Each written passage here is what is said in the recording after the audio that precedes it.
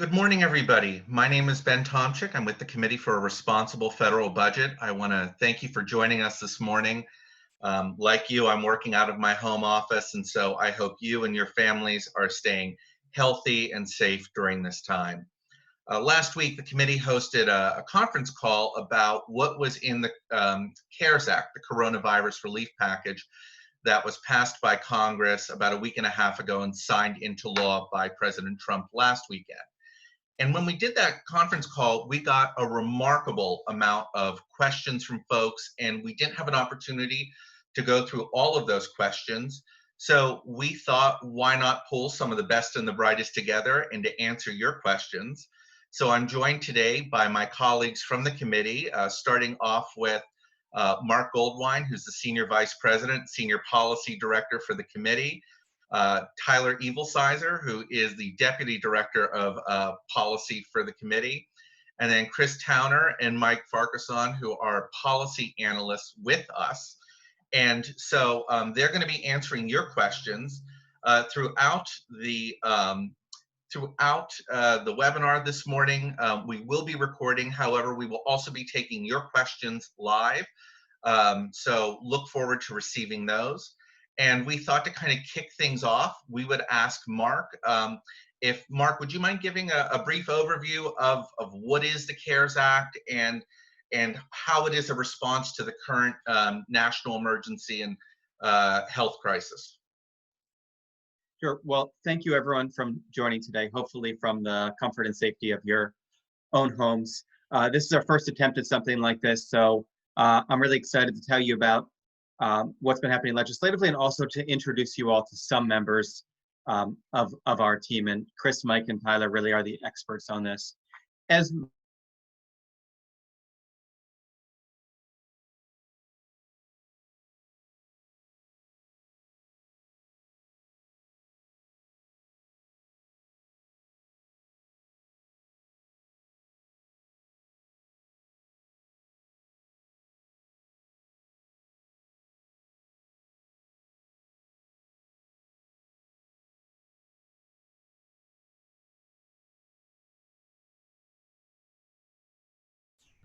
My apologies, folks. So I think Mark has frozen. So maybe if I could get either Chris or Mike to jump in and talk about what is the CARES Act and how it was created to respond to the current health environment. Chris or Mike, would either of you be able to talk about it? Yeah, absolutely. So the CARES Act is it was passed a couple weeks ago by both, and started in the Senate, and both House and Senate signed it, or passed it. President Trump signed it, and essentially it was what they called the Phase 3 legislation. The first phase was a supplemental appropriations bill that provided about $9 billion of appropriations for spending in response to the bill, and then they realized that this was going to be a lot worse of a crisis than anticipated. So they passed Phase 2, which really focused on paid leave and providing the kind of necessary time off for workers to take for in the event that they were sick or that they could not get to their jobs. And then Phase 3 was kind of immediately after Phase 2. It was realized, oh, we need a lot more going on. So they passed a $2 trillion bill that is largely a mix of loans, direct payments, and of supplemental measures to try to, really stop the wound from bleeding too much. The way I like to think of the coronavirus crisis has so far is it's kind of like the economy suffered a gunshot, and you really try to cover the wound and stop it from bleeding as much as possible.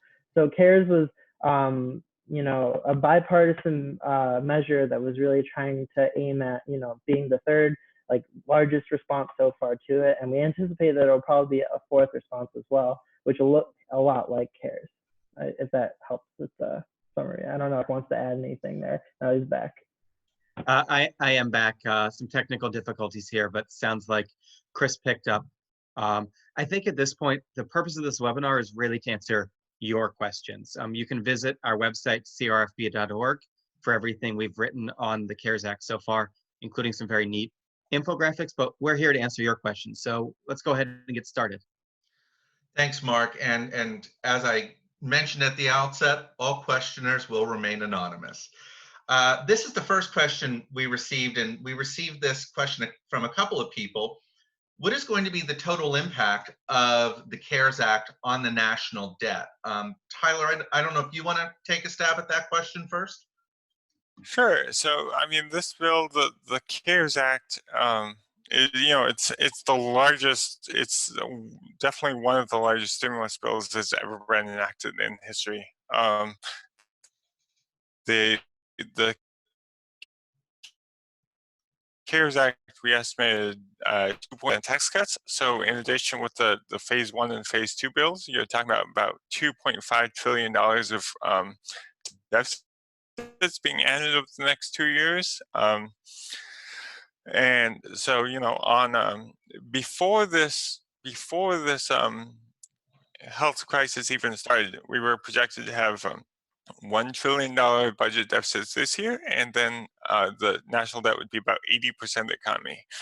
Well, now we've passed 2.5 trillion additional dollars, which is about, if you think about that, it's about 10% of the economy. So it would not be unexpected to see the debt jump by 10% just because of the impact of the bills that have been passed. But then we also have to consider that the economy, at the same time that we're passing this massive spending and tax cut package, the economy is also shrinking. We haven't completed our estimates of what the debt impact is going to be yet, but I've seen many estimates and they seem reasonable that debt could well exceed the size of the economy, perhaps about 100, 105% of GDP by the end of next year. Let me follow up on that, Tyler, about the cost of the bill.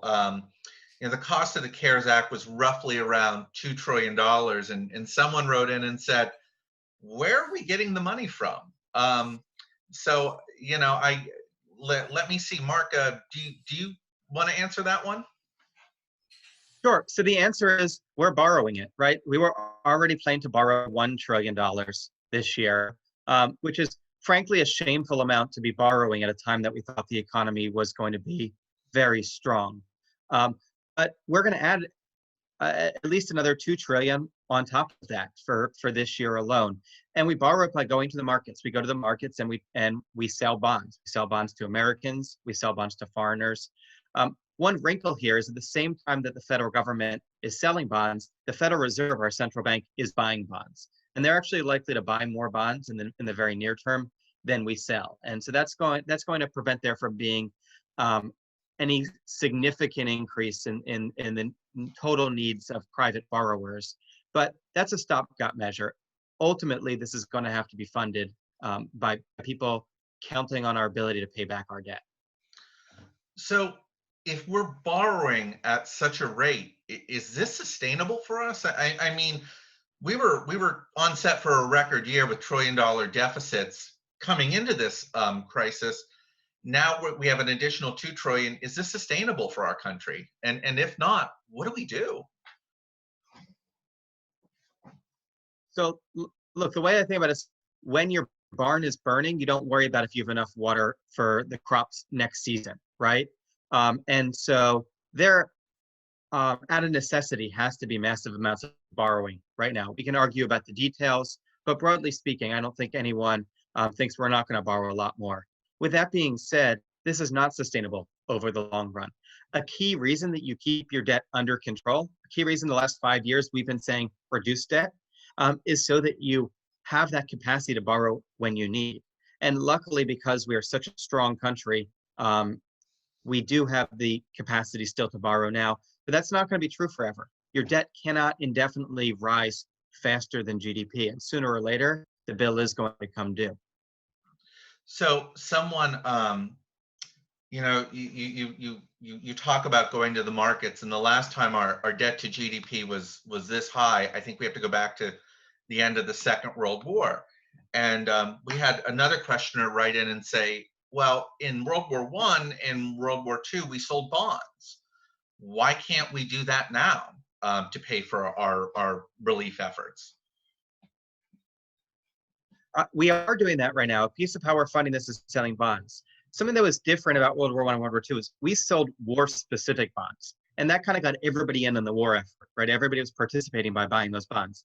I actually think that would be a neat thing to do now, to buy crisis-specific bonds so people can feel like when they're saving money, even though they're only getting a 0.5% interest rate or not, they're contributing to rescuing our economy from the coronavirus and its economic effects. So I think it's a neat idea. At the end of the day, the bond markets are much deeper now than they were in World War II. So I'm not worried at the moment about our inability to sell. But to give Americans a stake in solving this in more ways than not, I think would be smart.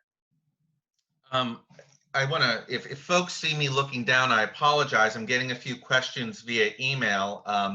And please feel free to email your questions to tomchick@crfb.org, and I'll be taking them throughout the webinar. I want to stick with that World War II timeframe because I just had someone write in and ask, compared to the New Deal and other stimulus efforts we've had for our country when we've hit times of economic disruption, how does the CARES Act compare to what we've done in the past? And I'll let anyone take that question.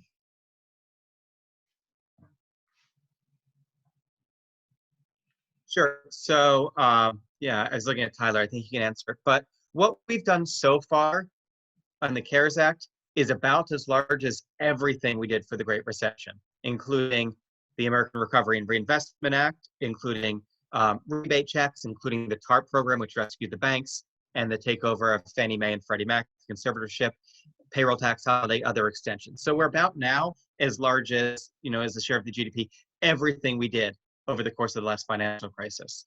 Assuming that there are more measures taken, I assume there will be well above that. The New Deal is a hard comparison because the New Deal wasn't just stimulus. It was some permanent programs like Social Security and Medicare. Well, Medicare was later, but like Social Security and disability and welfare and all sorts of other programs. And so I don't think comparison to the New Deal is right because the New Deal was a new permanent agenda, but we're already as large as anything since the New Deal, for sure. Tyler, is there anything you want to add to that at all? I think Mark covered it. Okay. Let's go back to the current, the present, and I want to, Chris, you gave such a great overview of the CARES Act. If you don't mind, I'd like to direct this question to you.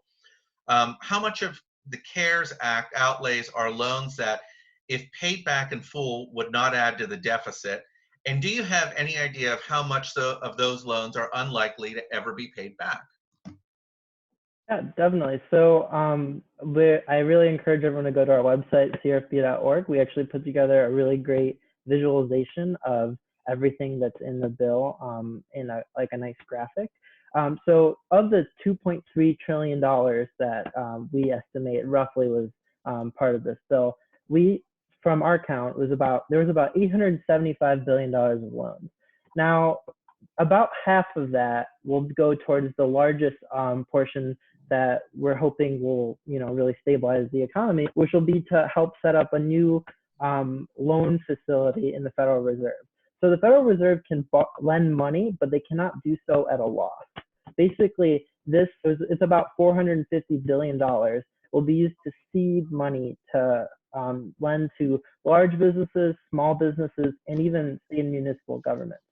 So hopefully that $450 billion can be leveraged for $10 for every $1. So it'll end up being $4.5 trillion of lending. Now that hasn't really gotten off the ground quite yet. The Federal Reserve is still going to figure out how that should go about. That they're calling it the Main Street Lending Facility. So we really do expect small businesses to be just as much of a part of that as large businesses. But $4.5 trillion.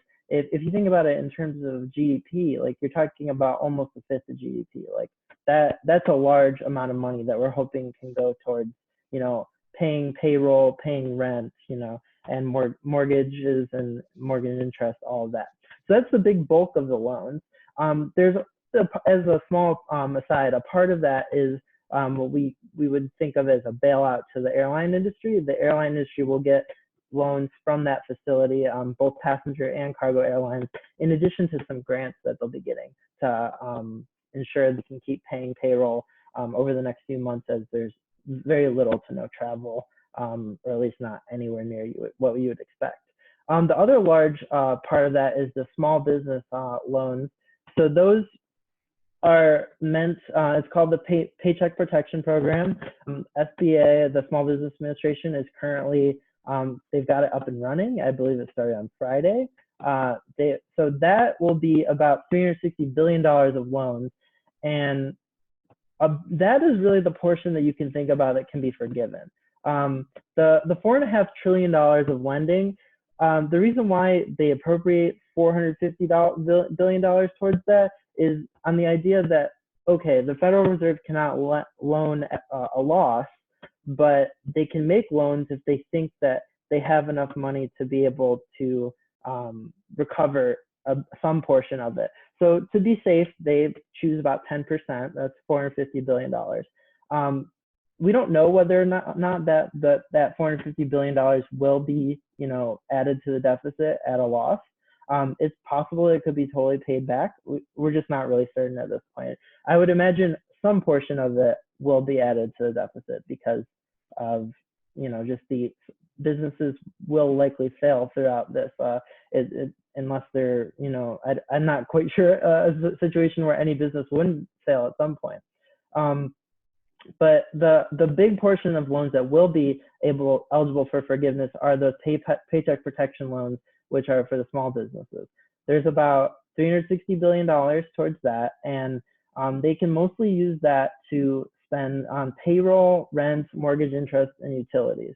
So all of the amount that they spend on payroll, and specifically payroll, because Congress and the Treasury Department and the Small Business Administration have made an emphasis on continuing to pay employees, that amount can be totally forgiven. And the details, I'm sure we can get more into the details of the loans going forward, but that's really the big bulk of it. That makes up the largest amount of the $875 billion.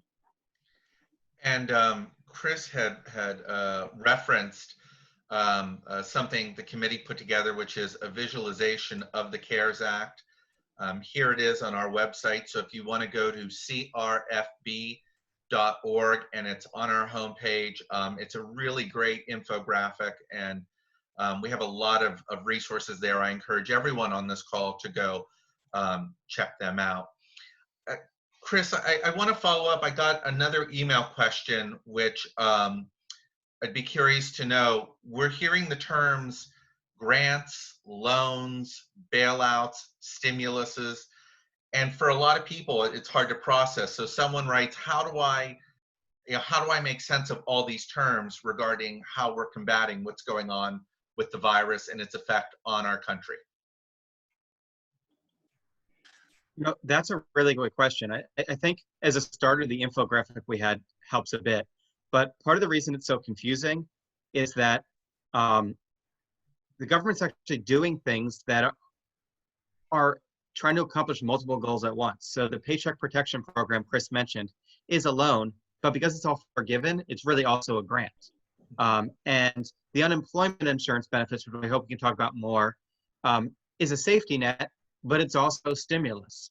And so it is confusing because there's $2.5 trillion out there, plus what the Federal Reserve is doing, and many of the dollars are serving multiple functions. So I think the best thing you can do is keep checking our website, and we're trying to explain this as best we can. But there's also lots of great articles out there, and I would just recommend staying informed. So Mark, let me follow up on that question, because someone actually wrote in about unemployment and says, what does this bill do to those who have become unemployed as a result of the coronavirus? Chris, do you want to jump in on that? I'm sorry? Yeah, absolutely. I'd be happy to answer that. So the CARES Act does a lot to unemployment insurance. So the main goal was decided on that we would like to replace 100% of unemployment or 100% of wages for those who are unemployed as a direct result of this. This is a kind of shock that was not foreseen. There was nothing that a business could have done to prepare for this. There's nothing that an employee could have done to prepare for this either. It's certainly just not fault of any employee that they're not able to go to their job as a result of this, like especially in like the restaurant industry. So basically the goal was, okay, we have traditional unemployment insurance, which usually, I think Mark can correct me if I'm wrong, it replaces about 60% of wages. That's the intention, is to replace around 6% of wages. So for a lot of people, it's a lot lower than that, sometimes more around 40% of wages. So the intention of CARES was, okay, let's try to replace 100% of wages. Well, it turns out that, state unemployment insurance is actually run by states. A lot of them have these legacy systems that are just not equipped to handle big influxes of people applying for benefits. So, we're already in a situation where we know a big influx is going to happen. It'll take even more time to process it if we try to change state, mechanisms so that they calculate 100% of replacement wages. So instead, they did kind of a crude measure that it'll help most, it's based on median wages, and it'll help most people at the bottom end by over 100%, and it'll hopefully top up enough at the, more like upper middle class kind of wages. So what it'll essentially do is apply $100 per week addition to your unemployment benefits. So if you're typically eligible for unemployment, you applied to a state agency, it's totally not on you. Like usually unemployment, you have to have been, laid off or had some reason for your unemployment. It's much broader. You apply to your state agency if you're not able to work because of COVID-19, and you will get your typical unemployment insurance plus a $600 payment, and the federal government's going to pick up the entire tab for that. Usually the state government has to pick up a portion of it, but the federal government has decided, this is what we need to do. It also, some states have 1 week waiting periods for unemployment insurance. The federal government is trying to make states get rid of that. Like, there's no reason we need to wait an extra week. And there's also usually job search requirements. Federal government says, we can waive those. You don't need to be looking for a job in this. We don't want people working. We don't want people looking for jobs in their typical sectors. Essential services, we absolutely want people working. So that's the big bulk of the unemployment, but it also does an interesting thing, is it makes people who are not typically eligible for unemployment eligible. So the federal government picks up 100% of the tab for this, and how they calculate it is they take whatever is half of the average unemployment payment in your state plus the $600 a week.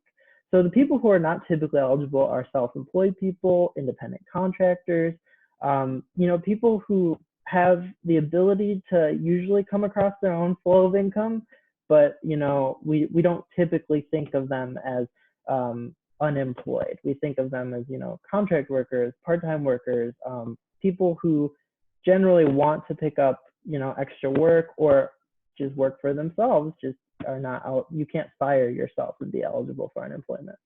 So that is most of what's happening. It looks like this week some states are going to be able to start, really putting these policies into place. Like I said, the difficulty is a lot of these systems haven't been updated for years. A lot of them use old computer language that no one uses anymore. So it just takes some time to get these things up and running. But it should actually replace more than 100% of wages for some people, which might be kind of problematic in the long term. But in the short term, I mean, personally, I don't think it'll make too much of a difference. I know Mark has strong opinions on that, so he can fill in the way as he wants. But this is really something that we need to do immediately, and CARES is trying its best to, if we were just to try to pay people direct payments for all of this, it would be a lot slower. Like you'll see with the direct payments coming from the Treasury Department, it's not going to happen as quickly as unemployment generally is, because unemployment's already there. It's a system we have built in.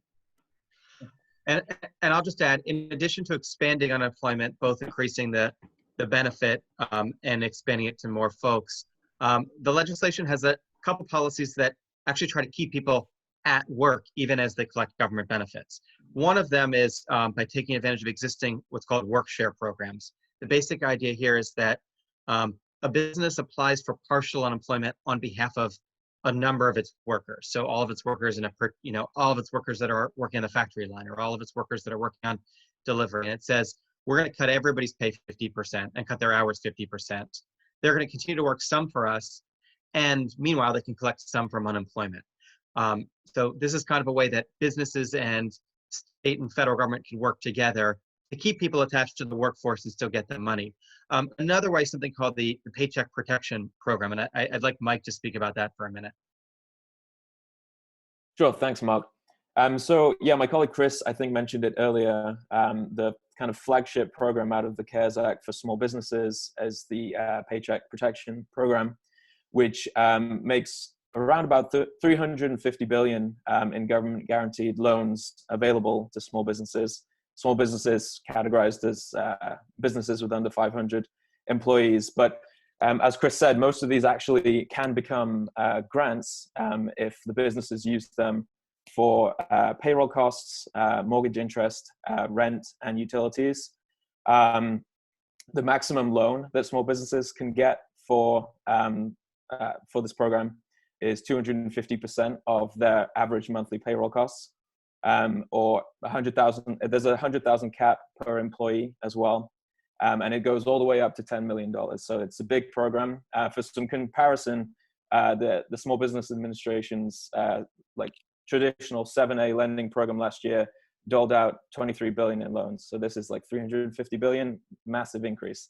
The way that the loans are given out, they go through the lenders that are already on the SBA approved list. The lenders are compensated in processing fees. So for loans under 350,000, lenders will get 5%. For loans between 350,000 and $2 million, it's 3%. And for any loans over 2 million, I think it's 1%. So businesses can get the loans totally forgiven if they use it for the payroll costs. The total amount of the loan, they have to use 75% of the loan to cover payroll costs. So 25% can go towards those mortgage payments, rent, and utilities. And if the employer reduces headcount or reduces salaries more than 25%, they also get like a reduction on the amount of the loan that can actually be forgiven. In terms of timing, the company has to rehire individuals by June 30th. So any employees that were like previously let go, they have to just rehire them by June 30th to get the forgiveness. It's really intended, to do two things to help small businesses cover, short-term operating costs. But the main point of the program is to provide this strong incentive for employers to retain their employees rather than laying them off. There's also additional assistance for small businesses. The Economic Emergency Disaster Loan Program has been expanded. That's an existing program that the Small Business Administration does on its own. So you go direct through Treasury for that. And you also get, small businesses can apply for that loan and also get like a $10,000 cash advance. And the loan, I think, goes up to $2 million. So not as much as the Payment Protection Program, but small businesses can take advantage of both programs. There is also an employee retention credit that's available for all businesses, not just small businesses, but they have to have like, I think, a 50% reduction in revenue from the year prior. So they have to show definitively that they've had a huge impact from COVID. I think, I've seen many reports about lenders not giving out loans to new customers. I think there's an issue. There could be an issue with this program if it's not given out quick enough. The timeliness of this program is what will make it most effective. And I think the size of the program, although I said 350 billion seems like a lot, I actually don't think it will be enough. So if we're talking about, this phase 3 legislation going forward, phase 4, Congress might have to authorize more money for this program, believe it or not. No, thank you, Mike. Yeah, I mean, and just to add to that, this program really is predicated on the idea that sort of there's a 2-month window where things are really bad and then we start to restore. So you may need to, there may be an extension just of the shutdown lasts longer. More broadly speaking, the main purpose of this program is to keep workers attached to businesses. The secondary purpose, as Mike said, is to keep the businesses open. But it really is to keep workers attached to these businesses. It's an ideal type of program for businesses that are not fully shut down. So picture restaurants that went from, employing a 12-person staff at a time to having, 3 people, 2 in the kitchen, 1 handing out takeout. This allows them to kind of be rotating their staff and have each of their staff work a few hours a week, but get paid for their full-time salary, hopefully as a bridge to when they can fully reopen. Thank you, Mark. Tyler, I want to bring you into the conversation and ask about sort of what this bill does, or what is sort of the help that is being provided to states who are finding themselves in sort of a budget crunch right now. Can you talk a little bit about that? Sure. So this bill does a few different things for states. The biggest one is certainly there's a $150 pot of money that's just a transfer to the states, and with very few restrictions. It's sort of the federal government just sending the states money based on their population. That we know you have unexpected expenses. You can use this money for anything related to the public health emergency that you had not already budgeted for. So that's pretty wide open, like any new expenses they can use this federal money for. There's other monies specifically earmarked for transportation or healthcare. But I mean, it's clear that the states are also going to be facing large challenges. I mean, most of them have delayed tax, all of them have delayed tax day, but states also have these balanced budget requirements. So as revenue comes in short, they will be able to use the $150 billion will certainly help, but it will not help them meet their sort of the state programs that they had from day to day. It can't help with that. It can only help with sort of the new health spending they're doing. You mentioned transportation, and we actually did get a question I'd like to ask the panel about, which is there have been talks about another round of stimulus involving transportation, and someone wrote in saying, what does infrastructure have to do with stimulus in the current emergency? Would someone be able to talk about that?